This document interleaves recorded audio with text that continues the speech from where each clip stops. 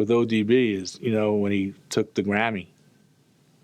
Right? So I'm watching it. I'm eating my dinner, this, that. And I see him go on stage and he says, Wu-Tang is for the children.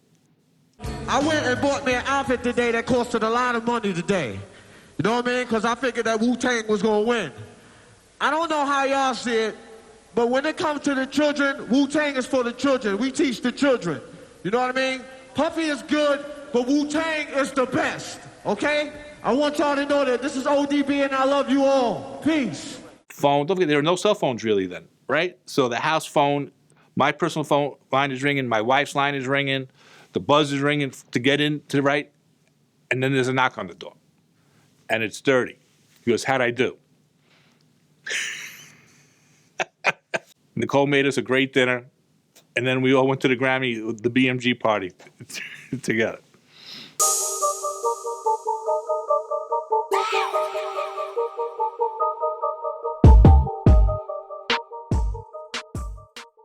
If I could talk to young Steve Rifkind, well, I would tell him a lot of things. First is, let's go with health. I didn't go to the doctor for 35 years. If I went to the doctor on a regular basis, I would never have had the heart attack. So I was scared of the doctor. Well, the young Steve Rifkind was scared of the doctor, always thinking that, if you go to the doctor, eventually you're going to get bad news. But if you took care of yourself, you really wouldn't get bad news. So that's one thing. The young Steve Rifkind had a crazy temper. A real crazy temper, and, didn't like the word no. I would still tell him, you don't have to like the word no and still follow your gut and still follow your instinct, but control that temper. And even though I would blow up in 2 seconds and then I'm on to the next thing, it scared people, it intimidated people, and it's like, you need people to help grow a company. So I would say, figure out a way how to take down your temper. And I always thought more was better. What I would have done is I would have told Steve Rifkind not to sell out to Sony and stay at BMG and just rather be a lean, mean machine than have a company that's just full of fat and nothing. So those are pretty much the three things I would have told the young Steve Rifkind.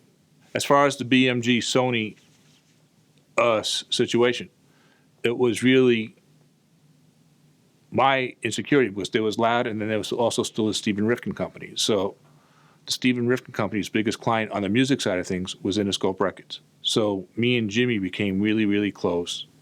And if it truly wasn't for us, not from an A&R standpoint, but from a marketing standpoint and from just a whole, we did all his work. And then, when Suge went away, he didn't want to talk to certain acts where we would have to go in and talk to the acts for him. But I truly loved Jimmy. And I was like, you know what? That's the field I want to play on. And Jimmy kept on saying to me, don't worry about the bottom line. Just think about the top line because all they're caring about is market share. Our top line was crazy. And, we were showing profits, but not what we should have been because I just kept on trying to build and I wanted to play on the same field that Jimmy played. So BMG said, you're not showing enough profits. I said, fuck you. And they said, all right, well, you could leave, just find a new home. And I went with Tommy. And they made Loud the third major inside the Sony system.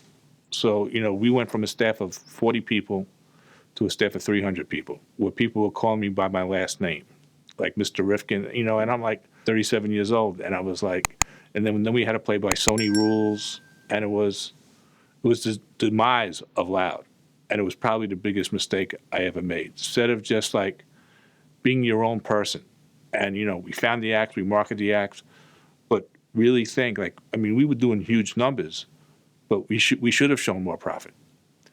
But I wanted to play with Jimmy, I wanted to play with Tommy, I wanted the plane, the expense account, that's what it was. So in June of, I want to say 99, we sold to Sony. And then I was an employee for 3 years. It was the worst 3 years of my life, besides the birth of my twins. And And I left and I started another company in 2002. For those who don't know who I'm talking about, I'm talking about Tommy Mottola, who I love to death. And, it had nothing to my 3 years of misery had nothing to do with him because he supported me to the fullest. But it was everything else that just went to shits. Tommy Mottola taught me to work.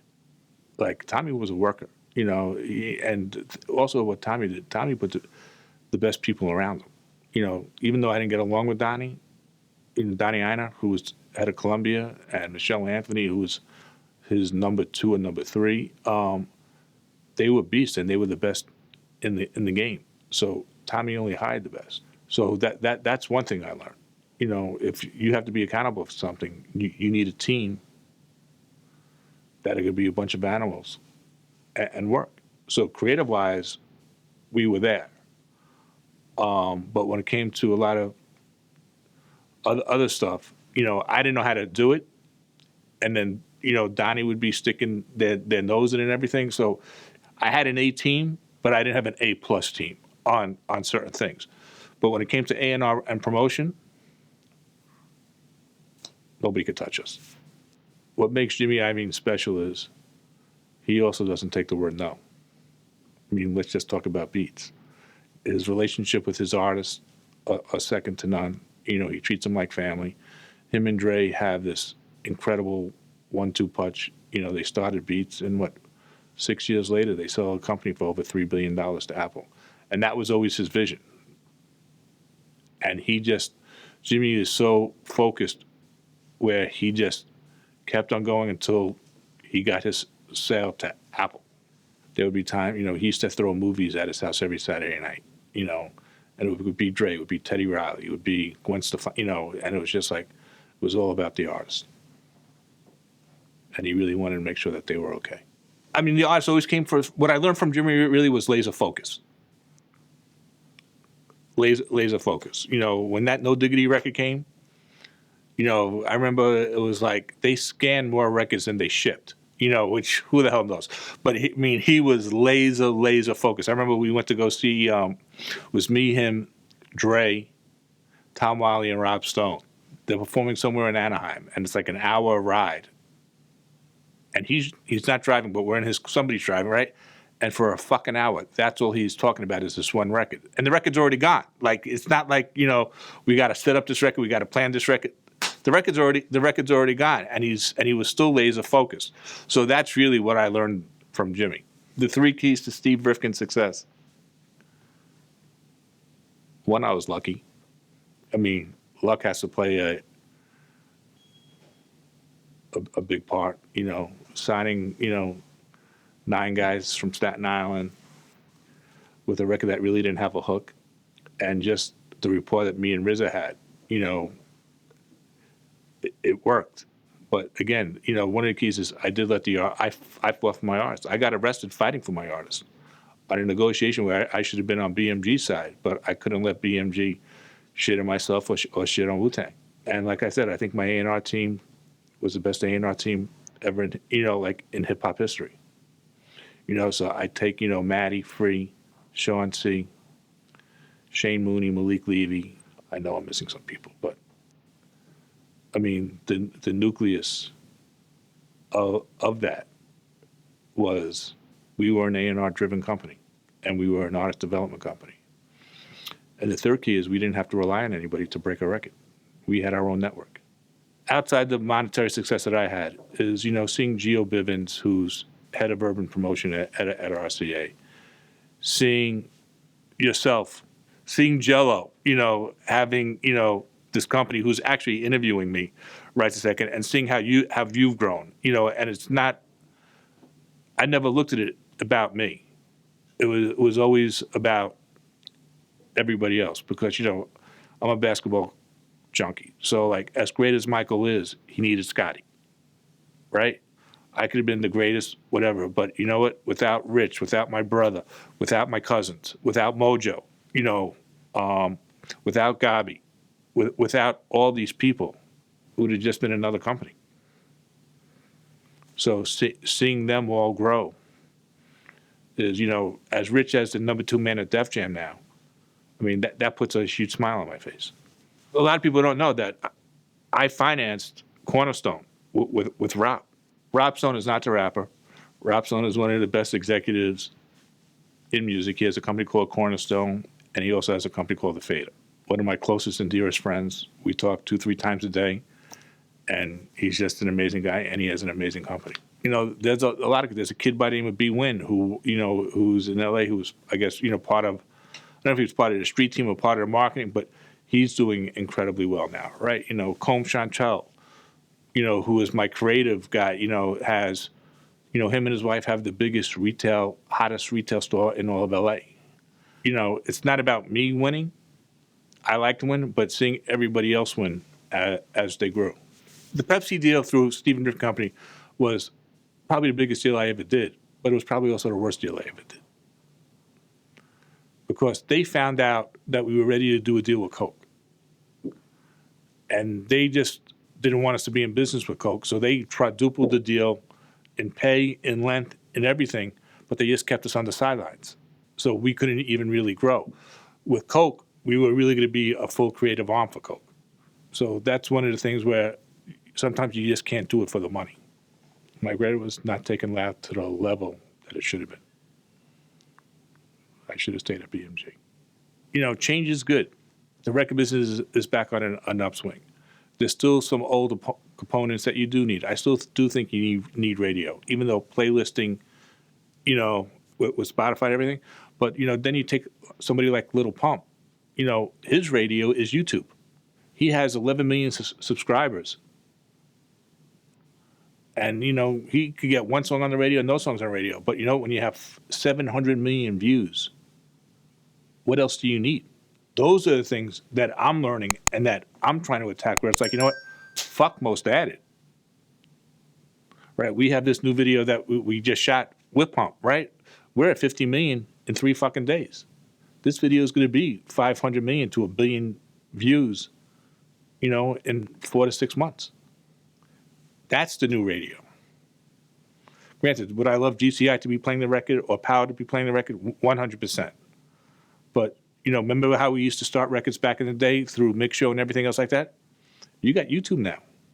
You got playlisting now. Granted, if we could still get Flex or whoever, just whatever it is. But there's other components now that are truly breaking records. So like back in the day, like when we started, this would have been our street team. Like we wouldn't have worried about, let's get let's lock down YouTube. Let's lock down, the people on the playlist. 300 million streams, 700. I mean, you have 1 billion streams somewhere. That's fucking unheard of. YouTube is ahead of the game and by far, but for them to even get better, they're going to need competition. So they can, because they need to be challenged. Even if it's like, so far, remember like it was Nike and Reebok. You know what I'm saying? At least you have somebody that could push you at least. So Pornhub has this built-in audience. I think it would be, I haven't seen the article that you said, but that is the next, you already have crazy amount of eyeballs. You're a $4 billion company. And it's like, to make that content, I think it's brilliant. And they don't, somebody told me the other day, Jay-Z is happy to be number 3 behind Spotify and Apple. Because whenever he really does sell, he's going to get, a multi-billion-dollar check. That's what's exciting me. And for me to, and I'm starting to understand it. It's like when I met Pump's managers and their consultants, they, the consultant used to be the CEO of Warner Brothers Records. And he's like, this is our radio. We don't give a shit about anything else. I don't think blogs are dead. I don't. I think it's just all part of, I've had this saying for 30 years. The streets don't lie, and you really can't stop word of mouth.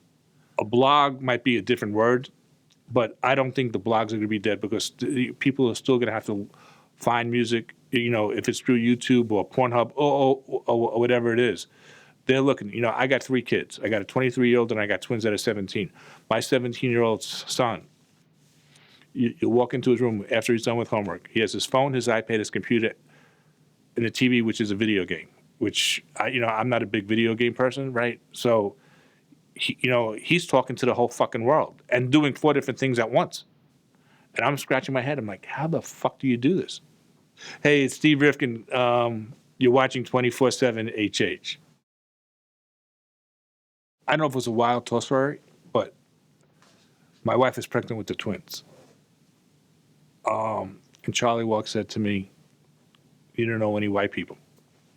So Charlie Walk, who was head of promotion at Columbia at the time, says to me, and we were very close, and he says, you don't know any white people. He goes, you should go on the road. I said, well, I got 2.5 weeks, and then I have to call it quits because my wife's going to be giving birth to the twins. Right? He goes, are you going to get a plane? I said, I'll get a plane. I said, I'll do 3 cities a day.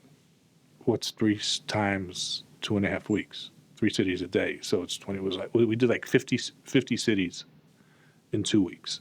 Just jumping and visiting crossover radio. And that was the quarter where we did $175 million for the fourth quarter. We had a Wu record, an Exhibit record, a 3-6 Mafia record, MOP record, a Dead Prez record, a Prodigy record, Flex record, and we did $175 million in the fourth quarter. The crazy time of my life, okay, the crazy was towards the end of Loud. A lot of death threats. Got into a serious depression, got addicted to pills that nobody did, really didn't know what I wanted to do anymore. And a lot of people died. Like, we worked with Pac on his first album. He would stay at my house, lived at my house. And then when we sold to Sony, you showed me an article earlier, but, there was that, now I remember, there was that article, the Wall Street Journal article, and then I was on the cover of Forbes. And people started counting my money. And it's something that I wasn't used to. I got in a crazy depression. So when I left Loud, I still got in that depression because I was like, man, what the fuck did I do? And I remember Heavy D calling me. He goes, I'm coming over. I'm like, no, you're not. And he comes over. I'm in bed. Him and my wife were very close. And Hev was truly just family. And I actually think my wife called him and said, you got to do something. Like, I was crying for like a week. He comes, punches me in the face. Not out of like anger, and he's like, get your ass out of bed. Today's the start of your new life. And this is everything that you dreamed about. He called my dad. My dad came to the house and the 3 of us went to lunch. And the 3 of us, I couldn't stop crying. And the 3 of us, now picture like we're at a restaurant where everybody in the music business is. So it's like, I'm still in my prime. Hev's in his prime. My dad, I think it must have been around my age now, or maybe a little bit older, and we're all hysterical crying. Like, I'm just crying, like, and they convinced me to start SRC Records. So I called Doug Morris, who at the time was chairman of Universal Music Group, and Monty Littman, who was a friend, but we weren't close friends yet. And that's how SRC started. What my father taught me, he taught me a lot, but the one I'm going to bring up is I had the Steve Rifkind Company. And, I'm making low 6 figures, but I think I'm making millions of dollars. I'm in California, and, I would work from 6 in the morning to 3 in the afternoon, go to the park, play ball, shower, go back to the office, and do my reports. I go into New York for my cousin's wedding. And this agent says, you should meet this lawyer, and you should have your own deal. You should have your own label. I'm like, I don't want my own label. I mean, why? I'm doing this amount, my hands are in everything. I'm staying at Rich's house, actually. And my father calls, and he goes, meet me at the house. Right? I'm like, fuck. What, if you know about my father, my father had a heart of gold, but he's also probably one of the toughest guys you'll ever meet in your life. And I'm like, what the fuck did I do? What just happened? He takes me into the backyard, and he's with some people, and I'm like, some shit went down. And I'm trying to figure out, like, what the fuck what do I have to do with whatever went down? He goes, let me talk to you. He goes, I just got a call from Paul, and he said, you're turning down this label deal. He goes, don't be a fucking schmuck. And I'm like, why? He goes, you own something. You can make money while you're sleeping. Right now, your marketing company is only as good as your last client. if you have a record company, you own these masters and will be earning money for you while you're sleeping. And the characters that he was with, I just wanted to get the fuck out of the house as quick as possible, right? But I agreed with him. I said, "You're right, Dad." And he was shocked that I said that because whatever he would say, and those, I was so rambuscus, if that's even a word, where like he says, "You're just saying yes." So I'm like, "No, Dad, I get it. And that's how loud started. Matter of fact, I signed a contract right around today at the Nico Hotel in Chicago. The reason I was in Chicago, Michael Jordan was being honored for something, and I was with Phil Knight, and they were announcing also the Dream Team. Rich Isaacson, childhood best friend, like since 9 years old. He knew he was going to be a lawyer at the age of 9. He hated being a lawyer. When he graduated law school and passed the bar, he came out to visit me, and we always dreamed of working together somehow, some way. We didn't know what it was going to be, and he truly hated being a lawyer, and the time was perfect because we had Interscope as a client, as a retainer, and I just got the Loud deal. So even if it didn't work, within a year to 2 years, he could always went back to being a lawyer because we were young enough. But Rich was the glue. I had certain visions, and Rich made my dream realities. I mean, he was the glue. Like, it was like, all right, let's paint the wall. Whatever it was, he would always get it done. When we did the war games in the Hamptons, he got everything. He got it done. When through the marketing company, right? When we did even the war games in Atlanta for a movie that we were doing the marketing of, he got it done. Like a moment for me, Rich, and really my brother, when we got our first big check. Like we we lived across the street from each other, and our parents, so our parents, we sent our parents a car or a limo into the city, and we had a family dinner, and we had, the checks in our pockets, and it's something that I'll never forget. I don't drink, but I did a shot of tequila that night, and I was just really, I was quiet and subdued because, we got to check November 6, 1996. So for 5 years, it was just a straight grind. So when we got it, I remember waking up in the morning. I called my cousin, who was one of our attorneys, and nobody had cell phones in those days. And I was like, all right, I'm a millionaire now. Like, I don't feel any different. Plus, I have a fucking headache because I did a shot of tequila or whatever it was. So I called my cousin, who was one of our attorneys on the deal. I said, come on, let me buy you a cell phone. I didn't know what to do. I mean, he got his fee and everything else, but it was like nothing changed. So the only thing that made me was like, wow, I got security, but now I want more. The first purchase when we got the check was I put a down payment for my wedding. Bought a house like a few months later. Got married in June of 97. And that was really it.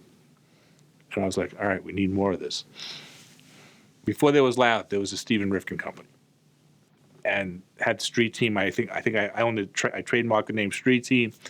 I'm coming back from a meeting. So it started off just being, promoting records, right? And then we went into corporate, and we went into films, and then we ended up getting a movie deal with Miramax. I mean, it was so. I get a call one day. It's a Friday. This is what I do know from a guy named Howard Slusher, and on the message says, "Special assistant to the chairman of Nike." I think somebody's doing a joke on me, and Howard Slusher comes. It gets I call him back, and he says, I'm Phil Knight's personal special assistant. I have no idea what that is. I got your number through Hank Shockley, who produced the album. And we'd like to sit down and talk to you about you quarterbacking the record. He goes, can you meet me at the Red Carpet Club at 11:30 tomorrow, which was a Saturday. So me and Rich are in a basketball league. I have a car phone, and I'm checking my house phone, and there's like 10 messages from Howard Slusher that I forgot that we had a meeting with him. So we run to the Red Carpet Club, in our basketball uniforms. United, don't forget, you could go through security in those days without tickets, right? This is 1992. Slusher gives us a cassette. We go into my car. We hear the record. All right, it's not bad. He goes, I'm going to need you guys to come up and meet Phil, Penny, and Travis on Thursday. They send us a ticket, and they gave us the whole carte blanche of Nike. Cut to, we work at our deal, just for Travis at the time being. Travis Knight is Phil Knight's son, who is the founder of Nike. And Travis has right now probably one of the biggest animation companies in the world. And his artist name was Chili, and his stage name was Chili T. So me and Phil and Penny and the whole family, we developed a very close relationship. It was the French Open, so I guess it has to be May. And we get a meeting with everybody at MCA, from Al Teller, who was the chairman of MCA at the time, to his staff. And then on our side, it was Phil, Penny, Slusher, and myself. So I didn't know what a private plane was or anything else like that. I said, you want me to pick you up? He says, no, I'm good. Pick up Howard. So I pick up Howard, and he goes, put on your seatbelt. I'm like, I am putting on my seatbelt. He goes, well, you know why I'm telling you to put on a seatbelt? I'm like, no, because it's the law. He goes, no, I'm going to die a nasty death, and I don't want you to be I don't want to be responsible for your death. And he starts biting his nails, and he really doesn't have any nails, and he starts rocking back and forth. He goes, I just hope he lets me go. And I'm like, Howard, what are you talking about? I'm like having my first anxiety attack. I'm like, what the fuck is going on here? He goes, it's his son, so he's not letting me do what I have to do. I'm like, everything's going to work out. Everything's going to work out. I'm shitting on myself. My heart's racing. I mean, it's just, I just want to get out of the fucking car. We walk in. I'm white as a ghost. And Phil goes, oh, he gave it to you, huh? And I'm like, yeah. He goes, have some water. You'll be fine. So there's this huge conference room table. So Phil and Penny were already there, and he goes, Steven, you change seats with Penny, and Penny's to my right, and Phil, so it was Howard, Phil, myself, and Penny. Slusher takes off his shoes, and he puts his feet on the table, and the executives from MCA come in. And Slusher just, I don't even remember what was said, but Slusher, jumps across the table, and a huge fight breaks out. Not a fist fight, like this crazy-ass argument. I figured my career's done. Lad hasn't even really started yet. Phil goes to the hotel, and it was just, I to this day, I still can't describe what the hell happened, but it worked. Where whatever Slusher did, MCA followed after the fact. You're talking about just a meeting, with the chairman of Nike, and we did what we had to do, and then a month later, he wanted me to come work for him. And I said, I can't do that. He said, why? I said, because I want to be you. He goes, well, we got to figure something out. And that's when, yourself, Jello, and, we flew our whole street team up to Oregon, and it was like a focus group for them for like 2 or 3 days. And we had an amazing 8-year run with them, or a 10-year run. My relationship started with Nike in 1992 with Travis Knight, Chili T, who was Phil Knight's son. And then what Phil saw, what we did and how we marketed records, that's how he started Nike with Blue Ribbon Sports. Chili T was paying us, right? And then when he asked for me to come in at a really big senior level job, and I said no, that's when Steve Rifkind Company started working with Nike, and we had an amazing 8-year run with them. What I learned from Phil is also, if you look at every great executive, no matter if it could be a GE, it could be, they were just laser focused, just straight laser focused. They didn't leave their wingman. It was just all about the brand and what fits the brand. To just do it with Kaepernick, I think it was the most brilliant, ballsy, fuck you, it's just, that's what Nike is. Just do it. And they didn't live by the rules. And so I don't know who the new CEO is. I know Phil's retired, so if you ever see this, Mr. Knight, whoever, congrats. Because you gave everybody a good fuck you, and they deserve it. Hey, it's Steve Rifkind. You're watching 24/7 HH. All these great artists, from Wu to Mob to Pun to Akon to David Banner to Dead Prez to The Licks to Exhibit, they were all self-contained, right? You had RZA with the Wu, you had Hav with Mob, you had Joe with Pun, you had E Swift with The Licks and Exhibit, and Dre with Exhibit. Akon was self-contained. David Banner was self-contained. Who the fuck am I to say, change this beat? Just deliver me the product and I'll do the fucking rest. That's really what, to me, all of it had in common. Each one of them was a chef. Like, each one of them just truly made their own music. Like Stick in M1 with Dead Prez. They did it. And, and the rapport that they had with our A&R staff. You never knew me to be in the studio. Like, once my son was born, I would run home.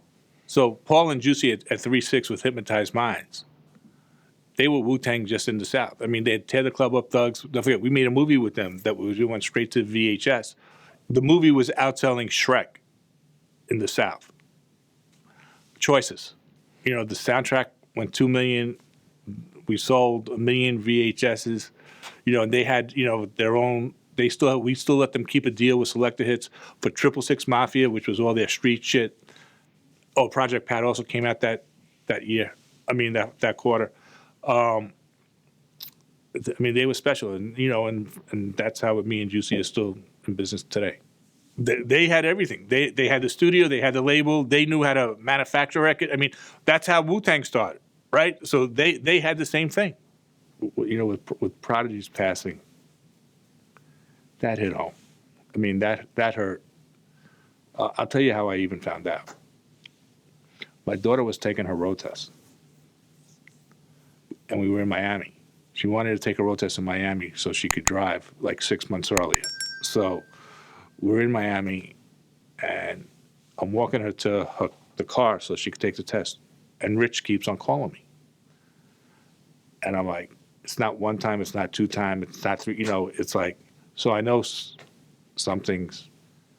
I was scared to call him. I had no idea what it was, but I just knew something wasn't right. So he called again, like, say, 3 minutes later, when my daughter's coming back. And I answered the phone, and he said, P just passed, and she's walking into the room, and I don't know if she passed the road test or not the road test, and she, she gives like, she passed, and I just broke down. Knowing that she's okay, and then P and my brother Jonathan had the same birthday. He would call me up and say, hey, you bringing your son up to the office today? I'm like, well, I go, what's up? He goes, I got to be in the city. And he knew that we had a nanny.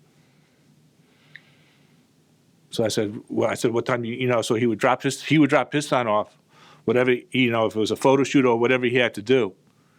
And my nanny would watch his son. I mean, he was a hands-on dad. And a great dad. So those are little things, and then, I never knew the pain. He never complained about the pain, with the sickle cell. So, going back, and just thinking about, and we would have disagreements, but it was always what's best for the record.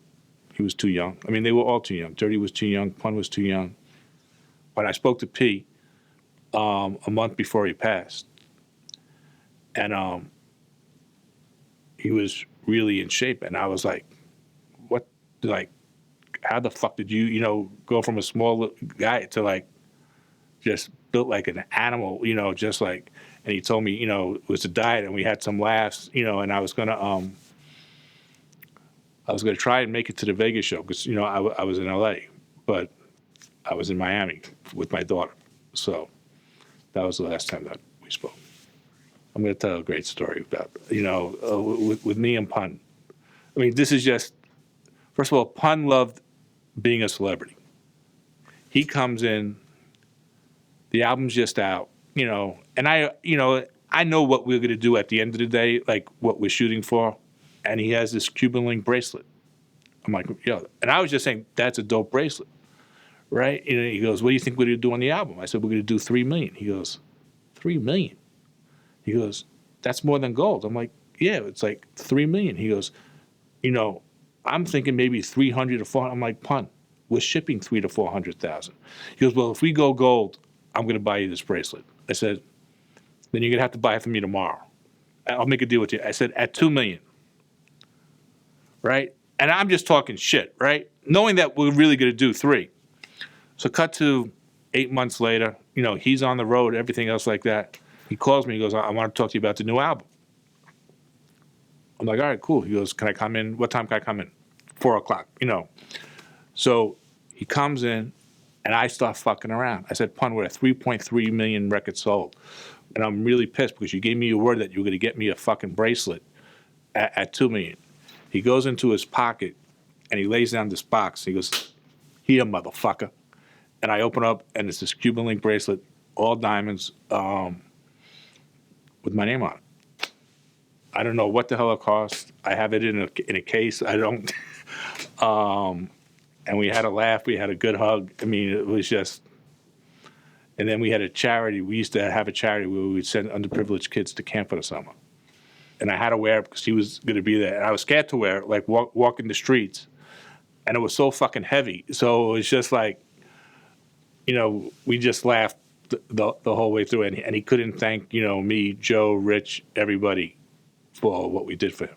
A great Pete Rock moment was hearing the album for the first time in the music room, and Ray walking in. It was just the beats. The album wasn't, it was just the beats.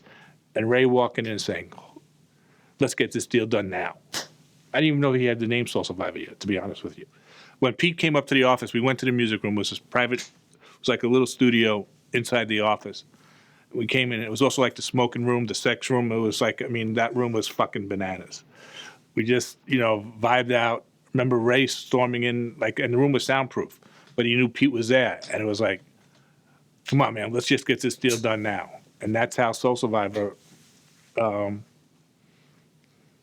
came. RZA is my partner for life. That's number one. I don't think people realize how close we are to this day. We'll still talk 3-4 times a week. Our lives changed together. I forget what album it was, where we were really under a deadline. And I sold my place in New York. I didn't sell my place. I bought a new place in New York. They were redoing it. So I was living in a hotel until my place was ready. He must have been up for like 4 days in a row. And we're under this crazy deadline.